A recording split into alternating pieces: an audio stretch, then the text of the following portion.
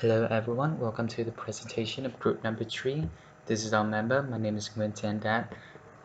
We have Wang Jiangming, Liu Dukmi, and Liu Hongshan.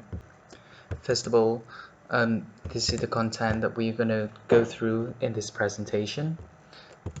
China's business jet industry has been developing by leaps and bounds since the 2008 global economic crisis.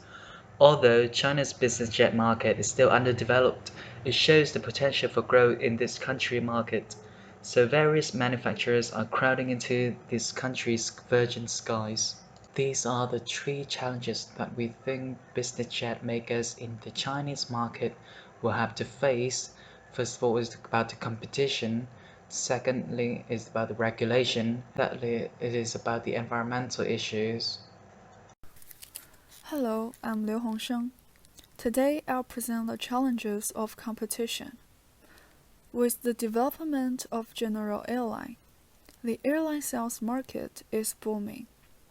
In recent years, more and more private airline companies have been established, and more business jet companies want to enter the Chinese market, so they are facing the challenges of competition. The two criteria for market share, customers' satisfaction rate and customers' loyalty rate.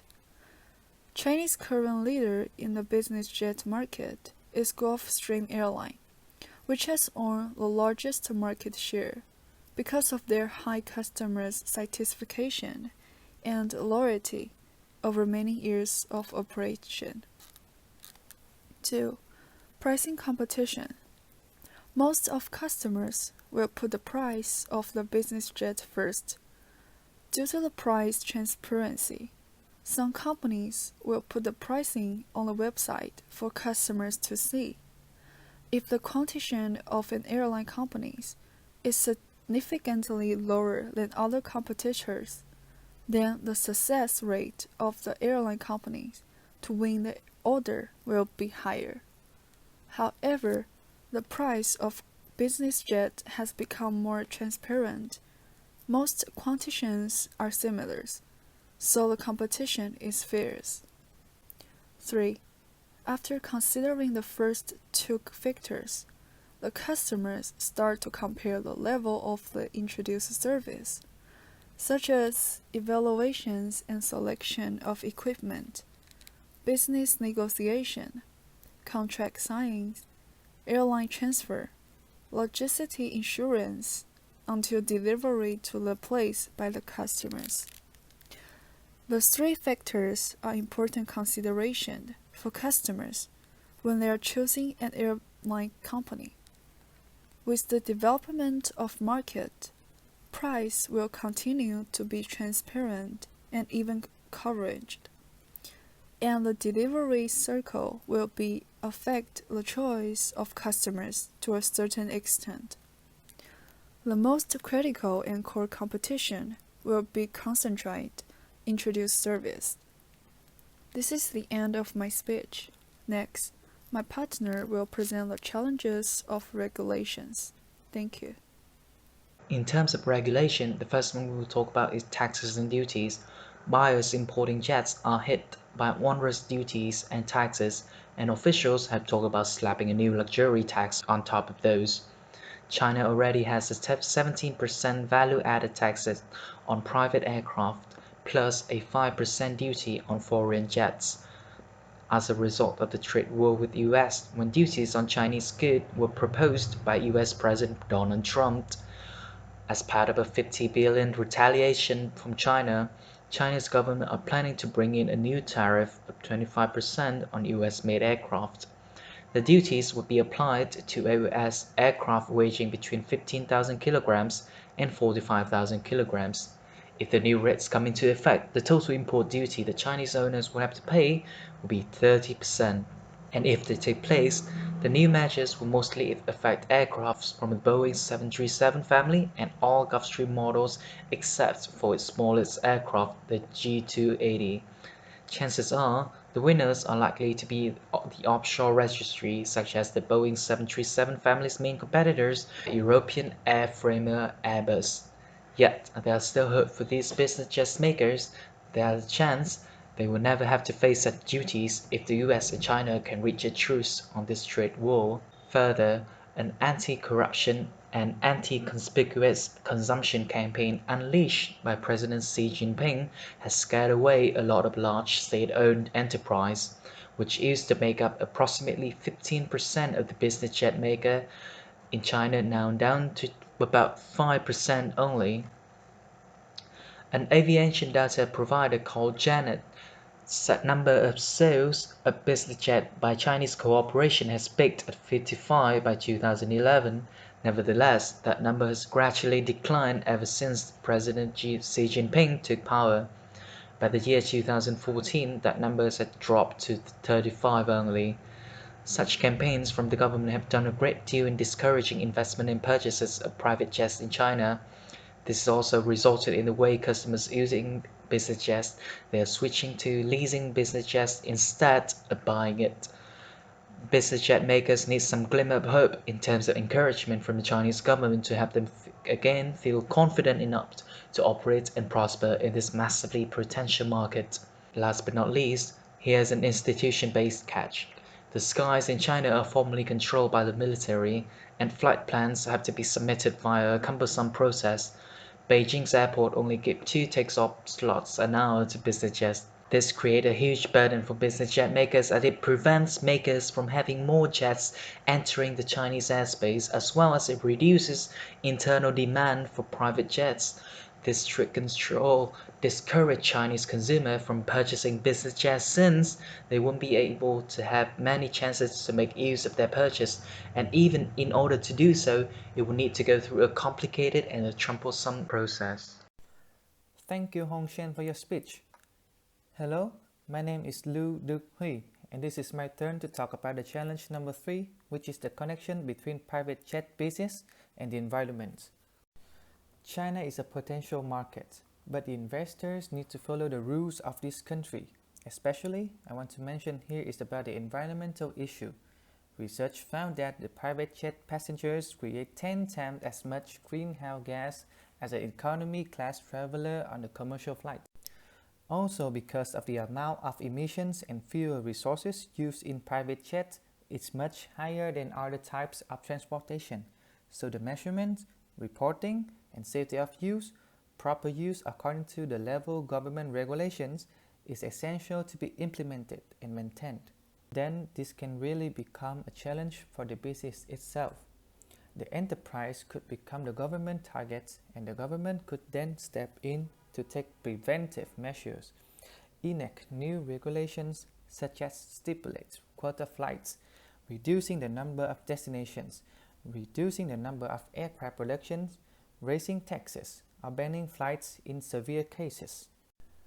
I would like to continue with the connection between the private jet business and the NGOs as well as the CSR. Investors must also create and maintain the balance between company profits and the corporate social responsibility (CSR).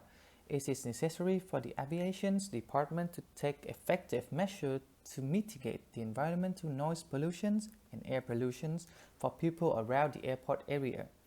For example, according to the law on prevention and control of pollution from environmental noise, with the exceptions of takeoff, landing, or other situations as provided by law, no aircraft may fly over urban areas of the cities. Those suffering from the hazards of environmental noise pollution shall have the right to demand the polluter to eliminate the hazards, and if a loss has been caused, it shall be compensated. Besides, there are numbers of environmental non-governmental organizations, as known as NGOs. If any environmental problems arise, there are those who have the ability to propagate, expose, or even call for a boycott of a business for failing to meet the environmental and CSR targets. Those activities can cause heavily adverse effect on the brand image. The government will probably not like it and will make difficulties for the business. Most importantly, clients will lose their trust and interest in the brand, leading to the loss of customer confidence, loss of profit. Thanks to my partner for the wonderful speech. My name is Wang Jiaming. Next, I will use Porter's 5-force model to introduce an analysis of business jet case in China, which including the threat of inter, the threat of substitutes, the power of buyers, the power of suppliers, and the competitive revenue. Let's start. Based on the case study of Chinese business jet, a profitable industry will attract more competitors looking to achieve profits. It is not difficult to find. All kinds of business manufacturers are willing to enter the market quickly. The potential threat of manufacturers into the Chinese market is inevitable, including Chinese government action. Business jets is very expensive luxury that few people can afford. Chinese government impose high luxury taxes on buyer of business jet. In addition, the anti-corruption consumption activities launched by President Xi Jinping, who has led many state companies to reduce their demand for the business jets. Government action limits to bring manufacturers into the Chinese market. There are some potential threats of substitutes about business jet in China. Public transportation is very convenient in China. Many rich people don't need to buy business jets. For example, China has the most high-speed rail in the world. So fast and convenient high-speed rail is one of the biggest alternative routes. Besides, Chinese several airlines also have a substitution effect on business jets. As the world's first developing country and the world's second economic power, Chinese economic environment has produced many large companies and many rich people, which led to the business jet industry has great development space in China.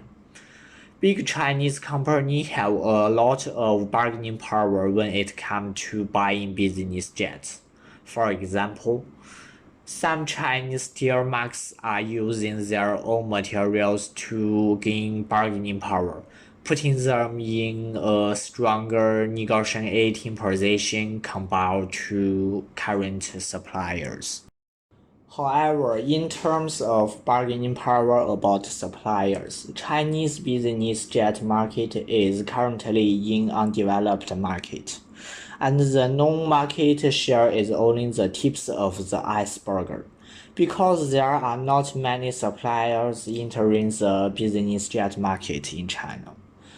This led to a limited selection of business jet suppliers by Chinese companies, which gave business jet manufacturers high bargaining power. Chinese business jet market looks like a temple cake, with many manufacturers keen to grab a slice of the cake, so they are competing fiercely, leveraging resources and capabilities. Each business jet maker is trying to outshell the others. For example, Gulfstream, the leader in Chinese business jet market, changed the plan model from the J250 to the J280 to win orders, a move that caters to Chinese customer culture and removes potential traps for the business jet sales. In terms of differences in cultural norms, and in comparing between North America and China, we've decided to use Hofstede's cultural model. The diagram comparing the two countries look a little like this. As you can see, it is evident that beside from masculinity, the two countries are greatly different in the remaining categories. Under individualism, NA is considered as a highly individualistic culture. This refers that employees are self-reliant and initiative. China, on the other hand, is a highly collectivist culture where people act in the interest of the group. The dimension of uncertainty avoidance describes the way society deals with the fact that the future is unsure. So back the question, should we try to control the future or just let things happen. The dimension shows to what extent do people feel anxiety against such uncertainties, where NA score a nearly average of 46, Y is 30 for China. Long-term orientation is a largely different category. NA scores 26 on this dimension, which people focus on achieving quick results. On the other hand, China gets 87 in this category, meaning people have a strong sense of saving and investment and perseverance in achieving a result. Last but not least, indulgence is the extent to which people try to control their desires and impulses. With a rather low score of 24, China has a restrained society where they have a tendency to cynicism and pessimism. Apparently, Chinese do not put an emphasis on leisure and feel that indulging themselves is somewhat not right. That is all for my presentation. Thank you for listening and thank you for flying with us.